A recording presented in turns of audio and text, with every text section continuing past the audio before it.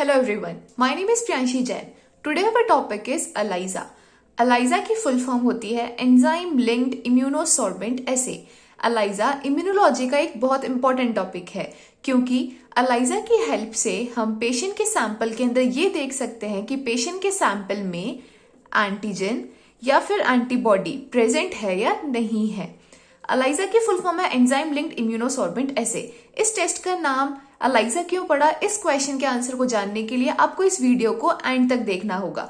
इस वीडियो को देखने के बाद आपको ये पता लग जाएगा कि इस टेस्ट का नाम ELISA क्यों पड़ा, एंजाइम लिंक्ड इम्यूनोसॉर्बेंट एसे का आखिर मतलब क्या है और इस ELISA का प्रिंसिपल क्या है, प्रोसीजर क्या है और कंक्लूजन्स क्या है।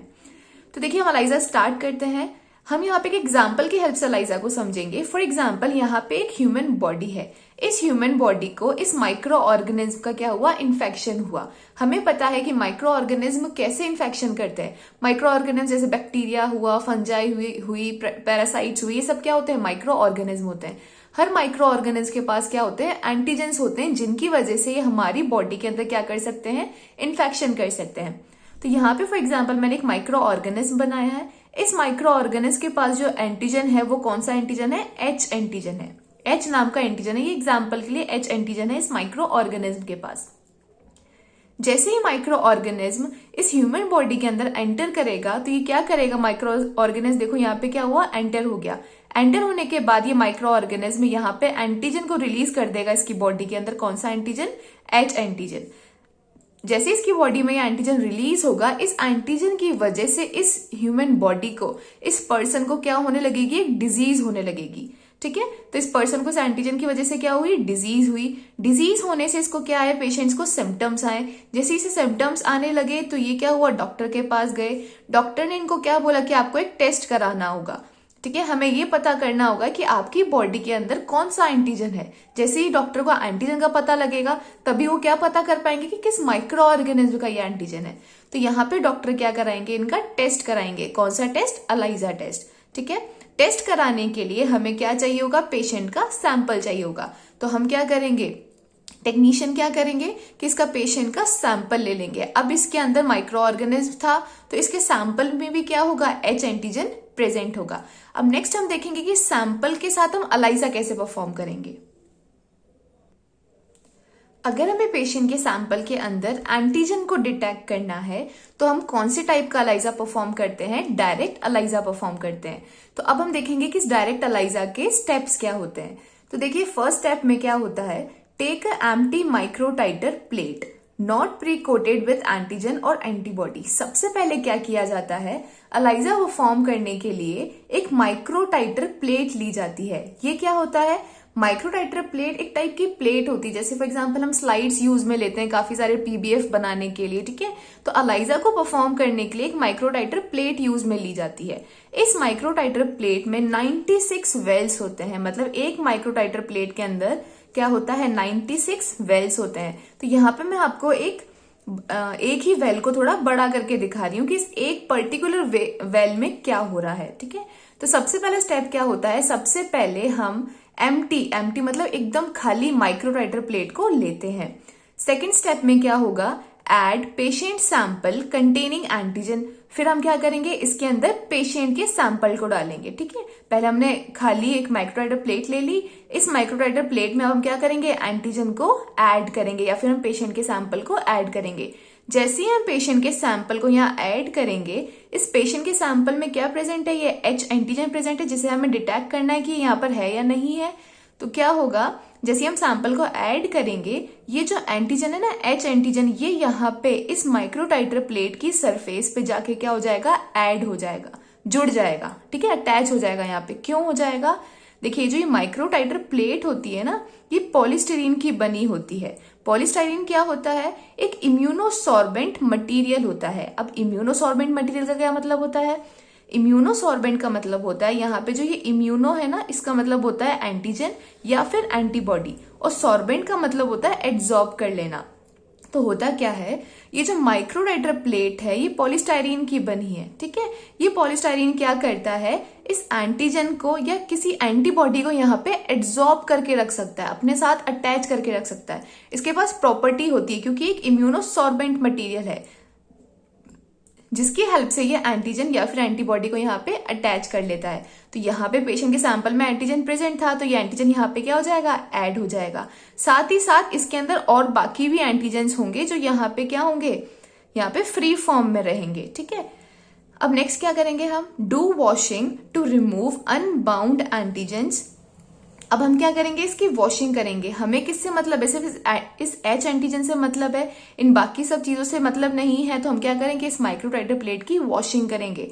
वॉशिंग करने से क्या होगा कि ये जो एक्स्ट्रा यहाँ पे प्रेजेंट है मॉलिक्यूल्स, ये सब क्या हो जाएंगे, बाहर मतलब वॉश हो जाएंगे और यहाँ से माइक्रोटाइटर प्लेट से हट जाएंगे।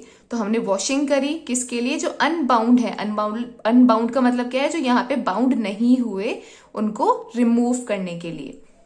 फोर्थ स्टेप में क्या होगा, add enzyme linked primary antibody. अब हम यहाँ पे क्या ऐड करेंगे, एंजाइम से जुड़ी प्राइमरी एंटीबॉडी को ऐड करेंगे। अब क्वेश्चन ये आता है कि ये एंजाइम लिंक्ड प्राइमरी एंटीबॉडी क्या होती है। सो देखिए, एंजाइम लिंक प्राइमरी एंटीबॉडी क्या होती है, जब हमें पेशेंट के सैंपल के अंदर किसी एंटीजन को डिटेक्ट करना होता है तो हमें इस एंटीजन के against enzyme linked primary antibody को बनाना पड़ता है। वो क्या होती है, उसका फंक्शन क्या होता है, वो हम देखेंगे।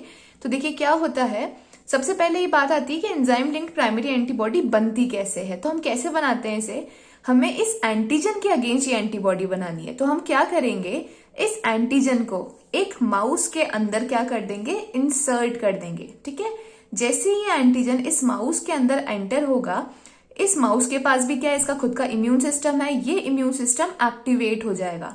एक्टिवेट होने का रिजल्ट क्या होगा, इस माउस का जो इम्यून सिस्टम है वो क्या बनाएगा, एंटीबॉडी बनाएगा। कौन सी antibody, H antibody. H antibody क्यों बनी, क्योंकि यहाँ पे एंटीजन कौन सा था, एच एंटीजन था। तो यहाँ पे जो इम्यून सिस्टम है वो कौन सी एंटीबॉडी बनाएगा, एच एंटीबॉडी बनाएगा। इस एच एंटीबॉडी को हम क्या करेंगे, इस माउस के बॉडी से अलग कर लेंगे। ठीक है, ये एच एंटीबॉडी है। फिर इस एच एंटीबॉडी पे हम किसको जोड़ देंगे, एंजाइम को जोड़ देंगे। राइट, जिससे क्या होगा, जब ये दोनों जुड़ जाएंगे तो इसे हम क्या बोलेंगे, एंजाइम लिंक्ड प्राइमरी एंटीबॉडी बोलेंगे। और इसका एक क्या बना लेंगे, सॉल्यूशन बना के रख लेंगे और इसी सॉल्यूशन को हम एलाइजा टेस्ट के अंदर यूज में लेंगे। सो हमने इसी सॉल्यूशन को यहाँ पे इस स्टेप में यूज में लिया है। ठीक है, तो फोर्थ स्टेप में हमने क्या करा, ऐड किया एंजाइम लिंक्ड प्राइमरी एंटीबॉडी। यहाँ पे देखो एच एंटीजन है, तो यहाँ पे इस एंटीबॉडी का जो नेचर है वो कौन सा होगा, एच एंटीबॉडी, जो कहलाई जाएगी एंजाइम लिंक्ड प्राइमरी एंटीबॉडी। क्यों, क्योंकि यहाँ पे एंजाइम क्या है, लिंक्ड है। लिंक्ड मतलब यहाँ पे जुड़ा हुआ है, किसके साथ, इस एंटीबॉडी के साथ जुड़ा हुआ है। तो हमने जैसे यहाँ पे एंटीबॉडी डाली, अब आपके दिमाग में एक क्वेश्चन आना चाहिए कि अभी हमने देखा कि ये जो एलाइजा की प्लेट है, ये जो माइक्रोटाइटर प्लेट है, ये किसकी बनी है, इम्यूनोसॉर्बेंट मटेरियल की बनी है, पॉलीस्टाइरीन की बनी है। इम्यूनोसॉर्बेंट का मतलब क्या था कि ये एंटीजन को भी एब्जॉर्ब कर सकती है और एंटीबॉडी को भी एब्जॉर्ब कर सकती है। राइट, तो क्वेश्चन ये है कि हमने यहाँ पे जब एंटीबॉडी डाली तो वो भी तो यहाँ एब्जॉर्ब होनी चाहिए, क्योंकि इसकी प्रॉपर्टी है कि एंटीबॉडी को भी एब्जॉर्ब कर सकता है। ठीक है, तो यहाँ पे ये एंटीबॉडी यहाँ क्यों नहीं एब्जॉर्ब हुई, यहाँ पे जाके क्यों नहीं बाइंड हो गई, इस एंटीजन पे जाके क्यों बाइंड हुई। तो इसका क्वेश्चन का आंसर है कि ये जो थर्ड स्टेप होता है ना, यहाँ पे वॉशिंग करने के बाद हम यहाँ पे ऐड करते हैं ब्लॉकिंग एजेंट।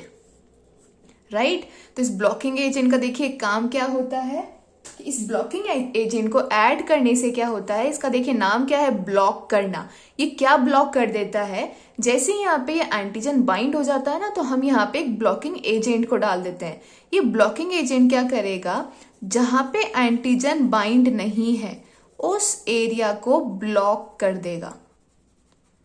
ठीक है, ब्लॉक क्यों करा, क्योंकि यहाँ पे जिससे हम यहाँ पे जब एंटीबॉडी हमने डाली तो यहाँ पे आके एंटीबॉडी बाइंड ना हो सके, इसलिए इस एरिया को हमने क्या करा, ब्लॉक कर दिया। अब जो एंटीबॉडी है वो सिर्फ कहाँ आके जुड़ सकती है, इस एंटीजन के साथ ही आके जुड़ सकती है। ठीक है, अगर यहाँ पे ब्लॉकिंग एजेंट नहीं होता तो एंटीबॉडी यहाँ पे जुड़ जाती और आगे की जो प्रोसीजर, आगे के जो स्टेप्स हैं वो यहाँ पर भी होते रहते और हमें ये पता ही नहीं लगता कि यहाँ पे एंटीजन है भी या नहीं है। ठीक है, तो ब्लॉकिंग एजेंट क्या करता है, इस एरिया को ब्लॉक कर देता है जिससे यहाँ पे एंटीबॉडी बाइंड नहीं हो सके। अब देखिए हमने यहाँ पे ये एंटीबॉडी को डाल दिया। अब यहाँ पे कुछ एंटीबॉडी ऐसी हैं जो इससे बाइंड हो गई और कुछ अभी भी ऐसी हैं जो फ्री हैं, जो इससे बाइंड नहीं हुई है, क्योंकि यहाँ पे एंटीजन ही नहीं था तो ये एकदम फ्री है। तो इस फ्री या फिर अनबाउंड एंटीबॉडी को हटाने के लिए हम क्या करेंगे, यहाँ पर वॉशिंग करेंगे। फिफ्थ स्टेप क्या है, do washing to remove unbound antibody. हम वॉशिंग करेंगे जिससे जो अनबाउंड है, जो जुड़ी नहीं है एंटीबॉडी, वो ये जो बाकी की एंटीबॉडीज है ना, ये क्या हो जाए, वॉश हो जाए, यहाँ से हट जाए, रिमूव हो जाए। सिक्स्थ स्टेप पे हम क्या करेंगे, एड सबस्ट्रेट क्रोमोजन सिस्टम। अब देखिए इसका जो मैं बेसिक देखो क्या होता है कि अगर किसी पेशेंट के सैंपल में आपको एंटीजन को डिटेक्ट करना होता है कि हमें पेशेंट के सैंपल में एंटीजन को ढूंढना है, तो हमें इस एंटीजन को ढूंढने के लिए एंटीबॉडी खुद देनी पड़ती है, ठीक है। और अगर आपको सैंपल के अंदर किसी एंटीबॉडी को ढूंढना है तो आपको इस एंटीबॉडी को ढूंढने के लिए क्या देना पड़ता है, खुद एंटीजन देना पड़ता है, ठीक है।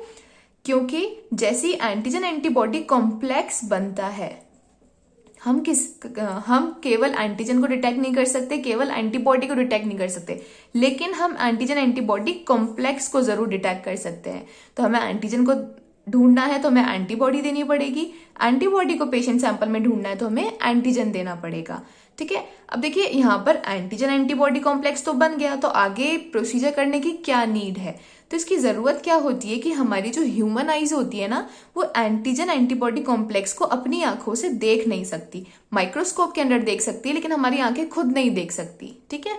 हमारी जो आईज होती है, ह्यूमन की जो आईज होती है, वो किसको देख सकती है, कलर को देख सकती है, ठीक है। तो साइंटिस्ट ने क्या करा, उन्होंने ये आगे की प्रोसीजर इसलिए करी जिससे यहाँ पे क्या हो जाए, एक कलर का अगर डेवलपमेंट हो जाए, यहाँ पे अगर कोई कलर प्रोड्यूस हो जाए तो हमारी आईज उसे आराम से देख लेगी और ये पता कर लेगी कि यहाँ पे एंटीजन प्रेजेंट था या नहीं था। तो आगे के स्टेप जो होते हैं ना, वो कलर को डेवलप करने के लिए होते हैं। तो देखिए यहाँ पे हमने क्या करा, एड सबस्ट्रेट क्रोमोजन सिस्टम। हमने यहाँ पे सबस्ट्रेट क्रोमोजन सिस्टम को ऐड करा। इसमें होता क्या है कि एक सबस्ट्रेट क्रोमोजन सिस्टम है, ठीक है। हम जैसे ही इसको ऐड करेंगे, ये जो सबस्ट्रेट क्रोमोजन सिस्टम होता है ना, ये क्या होता है, कलरलेस होता है। यहाँ पे जब ये डिब्बी में था, यहाँ पे ये बॉटल में था, तब ये क्या था, कलरलेस था, इसका कोई कलर नहीं था।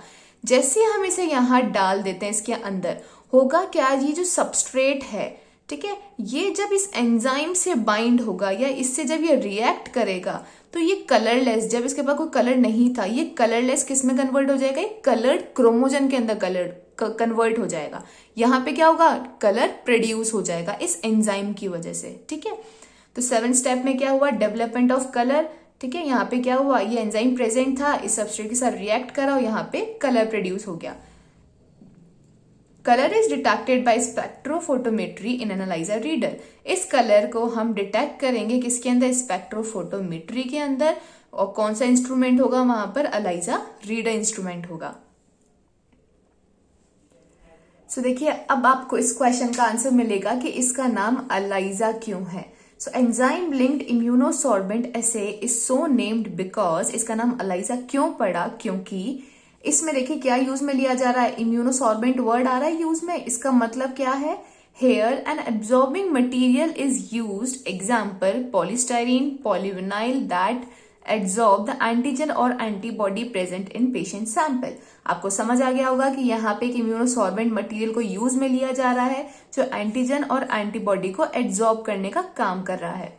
नेक्स्ट है एंजाइम, यहाँ पे वर्ड है एंजाइम।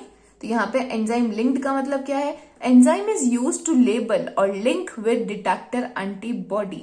हमने देखा था कि ये माइक्रोटाइटर प्लेट थी, यहाँ पे एंटीजन था, यहाँ पे एंटीबॉडी थी। ये एंटीबॉडी क्या कर रही है, यहाँ पे जो एंजाइम इस एंटीबॉडी से जुड़ा है और ये एंटीबॉडी इस एंटीजन को डिटेक्ट करने का काम कर रही है, ठीक है। तो इसको क्या कहा जाएगा, डिटेक्टर एंटीबॉडी। तो यहाँ पे एंजाइम को क्या यूज में लिया जा रहा है, ये डिटेक्टर एंटीबॉडी को लेबल या फिर लिंक कर रहा है अपने से। नेक्स्ट है substrate chromogen system. Substrate chromogen system is colorless and added in the last step of ELISA। Substrate chromogen system जो होता है वो colorless होता है, इसका कोई कलर नहीं होता और ये ऐड किया जाता है ELISA के लास्ट स्टेप में। The enzyme react with the substrate, वो जो एंजाइम है, ये जो एंजाइम है ये किसके साथ रिएक्ट करेगा, सबस्ट्रेट के साथ रिएक्ट करेगा और कन्वर्ट कर देगा इस कलरलेस सबस्ट्रेट को एक कलर्ड क्रोमोजन के अंदर, right. The coloured compound is detected by spectrophotometry in an analyser reader. ये जो कलर्ड कंपाउंड है इसे किस में डिटेक्ट करा जाएगा? स्पेक्ट्रोफोटोमेट्री की हेल्प से डिटेक्ट किया जाएगा। और किसके अंदर? एनालाइजर रीडर के अंदर। Analyzer is perform on a microtiter plate containing 96 wells. Analyzer जो होता है वो परफॉर्म किया जाता है माइक्रोराइटर प्लेट के अंदर, जिसके अंदर 96 वेल्स होती हैं। The microwriter plate is made up of immunosorbent material such as polystyrene, polyvinyl और polycarbonate material। माइक्रोराइटर प्लेट जो होती है वो इम्यूनोसॉर्बेंट मटेरियल की बनी होती है, जैसे पॉलीस्टाइरीन, पॉलीविनाइल और पॉलीकार्बोनेट मटेरियल। ये जो एलाइजा है इसके काफी सारे टाइप्स होते हैं। तो टाइप्स ऑफ एलाइजा होते हैं जैसे direct ELISA, indirect ELISA, sandwich ELISA और कॉम्पिटिटिव एलाइजा। इनडायरेक्ट एलाइजा के भी 2 टाइप्स होते हैं, direct ELISA for antigen detection, indirect ELISA for antibody detection. Sandwich ELISA के भी 2 टाइप होते हैं, जैसे डायरेक्ट सैंडविच एलाइजा और इनडायरेक्ट सैंडविच एलाइजा। आज की इस वीडियो लेक्चर में हम जो फोकस करेंगे वो करेंगे डायरेक्ट एलाइजा पर। तो देखिए, डायरेक्ट एलाइजा के स्टेप्स को तो हमने समझ ही लिया है कि उसके क्या क्या स्टेप्स होते हैं, हर एक स्टेप पे क्या होता है। ये जो है डायरेक्ट एलाइजा के नोट्स हैं, इसके अंदर मैंने एक साइड स्टेप्स लिखे हैं कि ये स्टेप्स होते हैं, और इस स्टेप में पर्टिकुलर इस स्टेप के अंदर क्या हो रहा है उसका एक्सप्लेनेशन सामने लिखा है। ठीक है, तो डायरेक्ट एलाइजा का इंट्रोडक्शन है कि direct ELISA is use to detect antigen in patient sample. जो डायरेक्ट एलाइजा है इसका यूज क्या है? पेशेंट के अंदर एंटीजन को डिटेक्ट करना, पेशेंट के सैंपल के अंदर। एंटीजन, यहाँ पे जो एंटीजन हम डिटेक्ट कर रहे हैं वो ड्रग्स भी हो सकते हैं, हॉर्मोन्स भी हो सकते हैं, कोई माइक्रो ऑर्गेनिज्म का एंटीजन भी हो सकता है। जरूरी नहीं है किसी माइक्रो ऑर्गेनिज्म के एंटीजन को ही डिटेक्ट किया जाए, हम ड्रग्स को, हॉर्मोन्स को भी यहाँ पे डिटेक्ट कर सकते हैं। ठीक है, अगर आप किसी को ड्रग्स को आपको यूज में लेना है तो उस ड्रग के अगेंस्ट आपको एंटीबॉडी बनानी पड़ेगी और उसको एंजाइम से जोड़ना पड़ेगा, बस। तो indirect ELISA, primary antibody targeted against the sample antigen is labeled और attached with enzyme। Direct ELISA के अंदर प्राइमरी एंटीबॉडी को यूज में लिया जाता है, वो एंटीबॉडी सैंपल के एंटीजन के अगेंस्ट बनाई जाती है और उसे फिर लेबल किया जाता है या फिर अटैच किया जाता है किसके साथ? एंजाइम के अंदर। यहाँ पे आप जो फोकस करोगे वो करोगे कि यहाँ पे जो एंजाइम से जोड़ी जा रही है वो प्राइमरी एंटीबॉडी होती है। ठीक है, यहाँ पे हमने प्राइमरी पे फोकस क्यों किया, जब हम नेक्स्ट वीडियो इनडायरेक्ट एलाइजा में पढ़ेंगे तब आपको समझ आएगा। तो देखिए यहाँ पे स्टेप्स हैं। तो पहला स्टेप क्या था? Take a microtiter plate with empty wells. हमने सबसे पहले माइक्रोराइटर प्लेट ली थी जिसके पास क्या थे? एम्प्टी वेल्स थे, एकदम खाली वेल्स थे। Empty microwriter plate means there is no pre-coated antigen or antibody in the microwriter plate। Empty microwriter plate का मतलब क्या है? जो हमने microwriter plate ली इसमें ना तो पहले से कोई एंटीजन बाइंड था, ना पहले से यहाँ पे कोई एंटीबॉडी बाइंड थी, एकदम खाली थी ये। फिर हमने क्या करा था? ऐड पेशेंट सैंपल, पेशेंट के सैंपल को ऐड किया था। अब इस स्टेप में क्या हो रहा है? पेशेंट सैंपल कंटेनिंग एंटीजन, जो पेशेंट का सैंपल था वहां पे क्या था? H एंटीजन प्रेजेंट था। This antigen bind on microtiter plate. ये जो एंटीजन है जब हम इसे माइक्रोराइटर प्लेट के अंदर डालेंगे तो ये एंटीजन क्या हो जाएगा? वहां पे बाइंड हो जाएगा। Because microtiter plate is made up of immunosorbent material, क्योंकि माइक्रोराइटर प्लेट जो है वो इम्यूनोसॉर्बेंट मटेरियल की बनी है। Immunosorbent material have the property of absorbing और बाइंडिंग एंटीजन और एंटीबॉडी। और जो इम्यूनोसॉर्बेंट मटेरियल होता है उसके पास प्रॉपर्टी होती है कि वो एंटीजन या फिर एंटीबॉडी को बाइंड कर सके। वॉशिंग ऑफ माइक्रोराइटर प्लेट, फिर हम क्या करेंगे? वॉशिंग करेंगे। Washing is done to remove unbound antigen present in the patient sample. Washing क्यों की जाती है? क्योंकि उस माइक्रोराइटर प्लेट में कुछ अनबाउंड एंटीजन भी होते हैं, उनको हटाने के लिए, रिमूव करने के लिए। फिर है ऐड ब्लॉकिंग एजेंट। उसके बाद हम क्या करते हैं? ब्लॉकिंग एजेंट को ऐड करते हैं। क्यों? Blocking agent is added to block और cover the remaining area where antigen is not absorbed और बाइंडेड। जो ब्लॉकिंग एजेंट होता है वो कवर करता है जहां पे एंटीजन, जैसे फॉर एग्जांपल यहाँ पे एंटीजन बाइंड हो गया था तो ब्लॉकिंग एजेंट क्या करेगा? इस पूरे एरिया को जहां पे एंटीजन बाइंड नहीं हुआ था उसको क्या कर देगा? ब्लॉक कर देगा। ब्लॉकिंग एजेंट जो होता है वो इंपॉर्टेंट होता है। क्यों? हमने ये तो देख लिया कि वो क्या करेगा, लेकिन वो ऐसा क्यों कर रहा है, हमें क्या ब्लॉकिंग एजेंट की यूज है? तो पहला उसकी वजह है so that antigen antibody reaction will occur only at the site where antigen is already absorbed. इस लाइन का मतलब क्या है कि देखिए हमने यहाँ पे क्या करा था? इस ब्लॉकिंग एजेंट को ऐड कर दिया था। तो उस पहली लाइन का मतलब ये था कि जो एंटीजन एंटीबॉडी रिएक्शन होगी ना, जब हम यहाँ पे एंटीबॉडी को ऐड करेंगे तो जिससे ये जो एंटीजन एंटीबॉडी रिएक्शन है वो सिर्फ इसी जगह पे हो पाए जहां पे एंटीजन प्रेजेंट था। ठीक है। सेकेंड पॉइंट है detector antibody will not absorb और as immunosorbent material can absorb both antigen और एंटीबॉडी। और दूसरी चीज ये है कि ये जो है वो इम्यूनोसॉर्बेंट मटेरियल का बना है, तो हम जब यहाँ पे एंटीबॉडी को ऐड करें तो वो सिर्फ यहीं पे आके ऐड हो, बाकी कहीं ऐड ना हो सके, क्योंकि हमें पता है कि ये जो मटेरियल है वो एंटीजन और एंटीबॉडी दोनों को बाइंड कर सकता है। फिर नेक्स्ट है add enzyme linked primary antibody. यहाँ पे हम क्या ऐड करेंगे, एंजाइम से जुड़ी प्राइमरी एंटीबॉडी को। Enzyme linked antibody is an antibody against the antigen to be detected and this antibody is label linked और अटैच विद एंजाइम। ये जो एंजाइम लिंक्ड एंटीबॉडी है, ये एंटीबॉडी उस एंटीजन के अगेंस्ट बनाई जाती है जिसे हमें डिटेक्ट करना है, और इस एंटीबॉडी को लेबल किया जाता है या फिर अटैच किया जाता है किसी एंजाइम के साथ। If there is an antigen in microreactor plate, then this antibody will bind with the antigen. अगर उस माइक्रोरेक्टर प्लेट में वहां पे एंटीजन बाइंड हुआ है तो ये एंटीबॉडी वहां पे जाके बाइंड हो जाएगी। और क्वेश्चन ये है कि अगर यहाँ पे एंटीजन बाइंड नहीं हुआ होता तो क्या एंटीबॉडी बाइंड होती। देखिए, ये जो हमने यहाँ पे बात करी कि पेशेंट सैंपल के अंदर एंटीजन था, तब ये एंटीजन यहाँ पे आके बाइंड हो गया। फॉर एग्जाम्पल यहाँ पे एंटीजन होता ही नहीं, तो देखिए क्या होता, यहाँ पे ये एंटीजन बाइंड नहीं होता। अगर पेशेंट सैंपल में होता ही नहीं तो ये एंटीजन यहाँ बाइंड नहीं होता। ठीक है, फिर यहाँ पे क्या होती है, वॉशिंग होती है, सारा क्या रहता, खाली रहता। फिर हम यहाँ पे क्या डालते हैं, हमारी प्राइमरी जब एंटीबॉडी डालते तो ये एंटीबॉडी भी यहाँ पे क्या होती, यहाँ पे बाइंड ही नहीं होती, क्योंकि ब्लॉकिंग एजेंट पूरे एरिया को कवर करके रख देता। ठीक है, तो जैसे ही हम यहाँ एंटीबॉडी डालते हैं, यहाँ पे कोई एंटीजन था ही नहीं तो ये प्राइमरी एंटीबॉडी हमने डाली, फिर जैसे ही हम यहाँ पे वॉशिंग करते ही सारी एंटीबॉडी यहाँ से क्या हो जाती, रिमूव हो जाती, क्योंकि यहाँ पे कोई एंटीजन ही नहीं था जहाँ पे ये बाइंड होती। ठीक है, फिर जब हम यहाँ पे सबस्ट्रेट क्रोमोजोम सिस्टम डालते तब भी क्या होता, ये सबस्ट्रेट क्रोमोजोम सिस्टम यहाँ पे डलता तो सही, लेकिन यहाँ पे कोई एंजाइम ही नहीं होता, क्योंकि एंटीबॉडी नहीं है तो यहाँ पे कोई एंजाइम ही नहीं है। यहाँ कोई एंजाइम नहीं है तो ये सबस्ट्रेट अभी भी क्या रहता, कलरलेस रहता, यहाँ पे कलर्ड कंपाउंड के अंदर कन्वर्ट नहीं होता। इसलिए पॉजिटिव केस के अंदर अगर पेशेंट के सैंपल में एंटीजन प्रेजेंट है तो यहाँ पे क्या हो जाएगा, कलर का डेवलपमेंट हो जाएगा, और अगर नेगेटिव केस है, एंटीजन है ही नहीं, तो यहाँ पे कलर का डेवलपमेंट नहीं होगा। फिर नेक्स्ट है washing of microtiter plate. Washing is done to remove unbound antibodies in the microtiter plate. फिर हमने वॉशिंग करी, वॉशिंग क्यों करेंगे, अनबाउंड जो एंटीबॉडीज बाइंड नहीं हुई उनको हटाने के लिए। फिर ऐड सबस्ट्रेट क्रोमोजोम सिस्टम, हम सबस्ट्रेट क्रोमोजोम सिस्टम को ऐड करेंगे। यहाँ पे देखिए जो सबस्ट्रेट है वो एक कलरलेस कंपाउंड होता है।